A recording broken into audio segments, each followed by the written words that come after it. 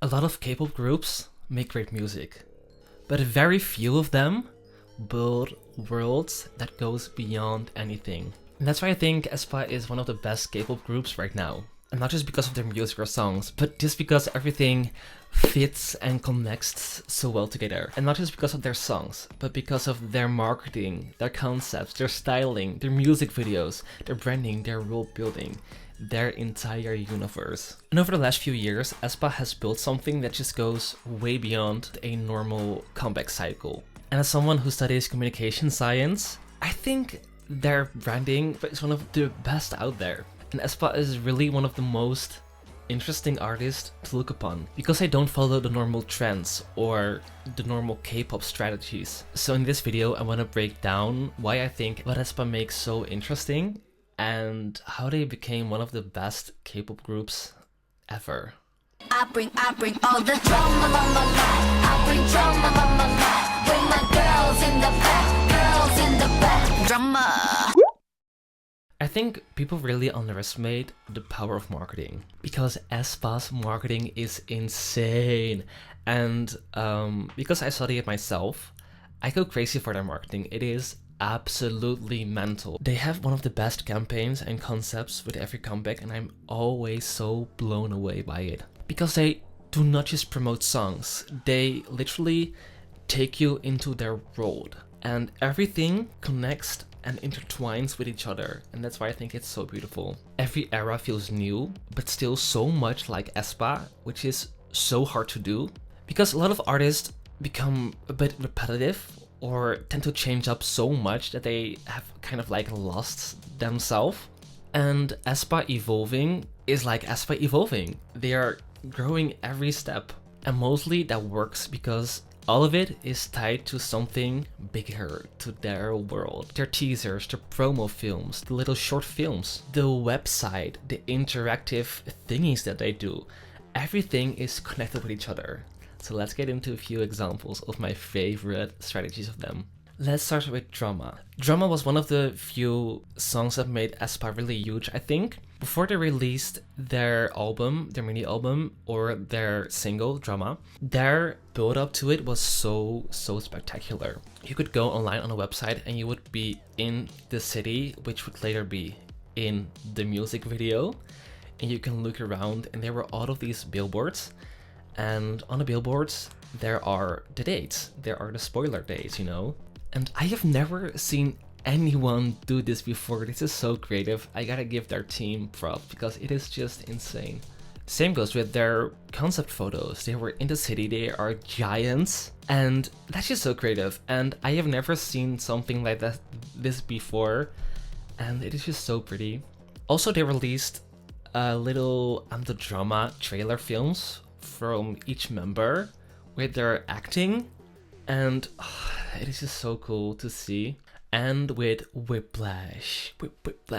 On their website, you had the Whip Mixer, which was also a part of the teaser videos, which would also later be in the music video, where you could make your own mix of the Whiplash instrumental.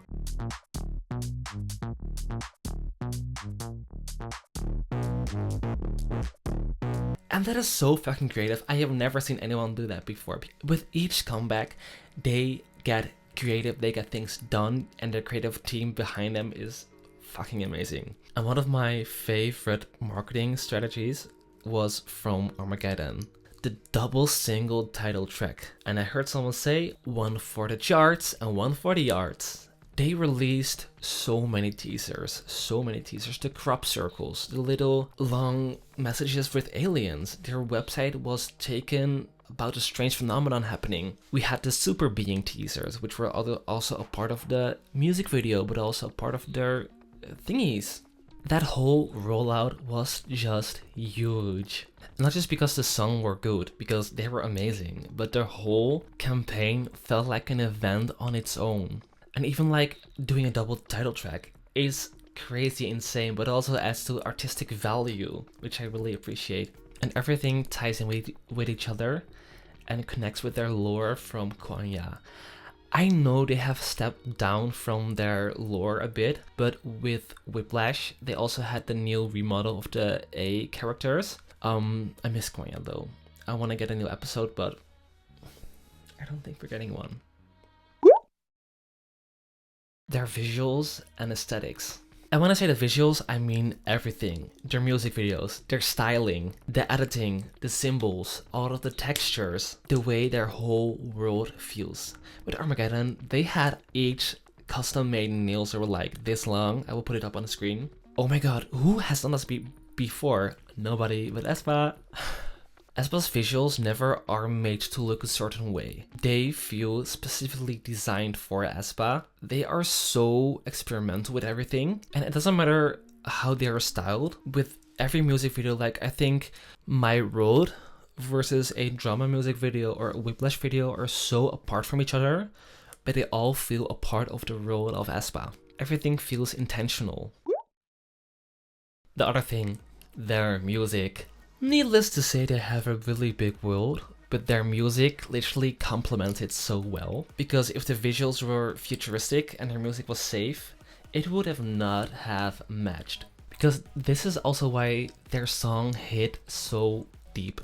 Girls, Armageddon, Supernova, Whiplash, Black Mamba. They're not only songs, there are worlds tied beyond those songs. They all sound like they come from somewhere. They come straight out of their world. Armageddon, when you watch that music video, you feel like you're in the apocalypse with them. And when I listen to that song, I'm transformed in that world when I hear the bass line. Because there is something deeper hidden inside of them, which is like the core of Aespa. And that's why I think Drama was one of like the turning points. Also to mention, EJ wrote the song Drama. That song, the whole structure of it is insane. You have like an after bridge part. I'm just blown away by the song. And the double title track, one for the charts, Supernova, and one for the arts, being Armageddon, which AJ also wrote. It is peak world building, and that's why they are so standing out of everybody else. Because Supernova was just like a catchy song with pretty visuals, but Armageddon, oh my god, it is literally my favorite song for the last few years, I think, like top 1. Armageddon really pushed them into the artistic identity of Aespa. It is really peak. It is one of my favorite songs ever made. And that's what I think with like true artists do. They don't just make something that thinks that they work, but they push at things, they experiment, they go seek and look over the edge, like how far can I go, you know? And that's why Aespa's growth feels so real. They keep pushing, pushing and pushing. We'll get into the last 2 releases, we'll get into that, we'll get into it.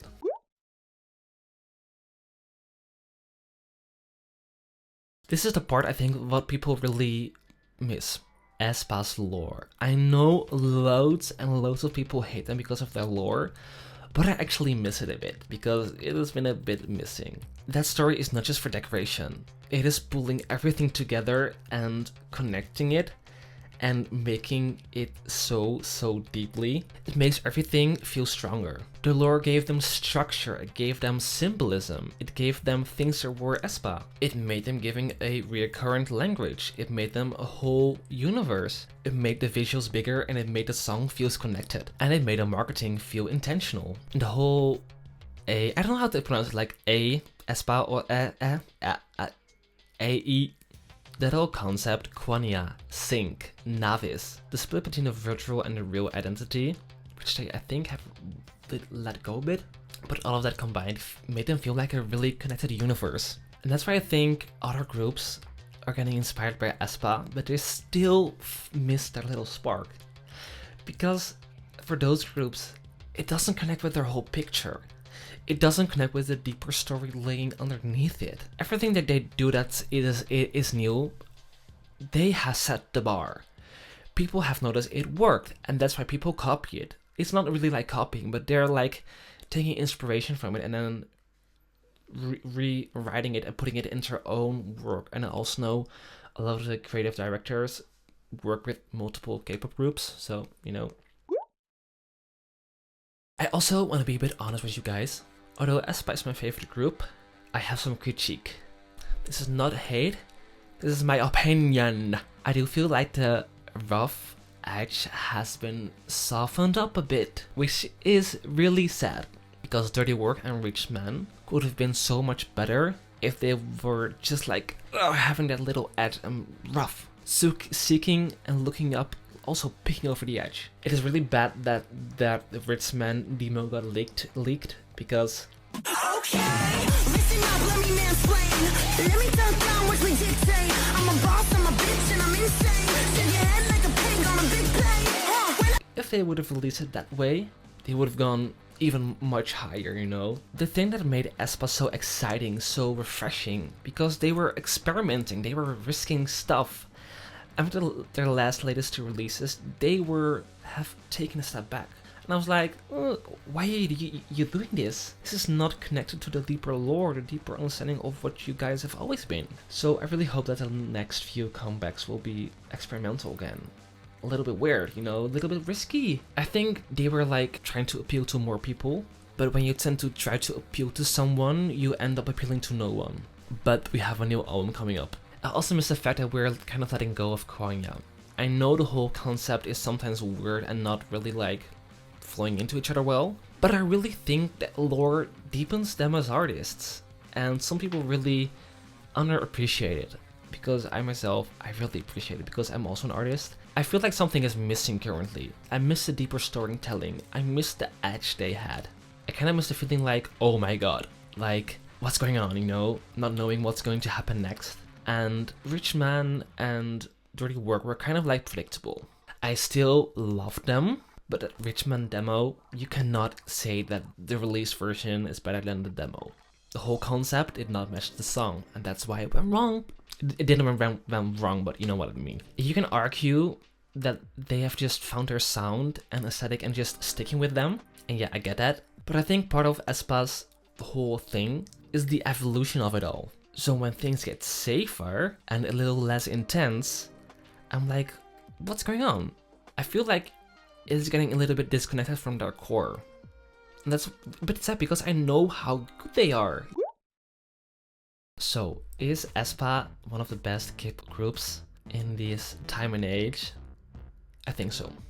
I think they're at least some of the best and clearest blueprints in K-pop that there are. And that is because they changed the standard of it all. They kept experimenting, they kept pushing the boundaries. And the boundaries have been pushed. They show that K-pop can be more than just music. There can be a whole new world behind it.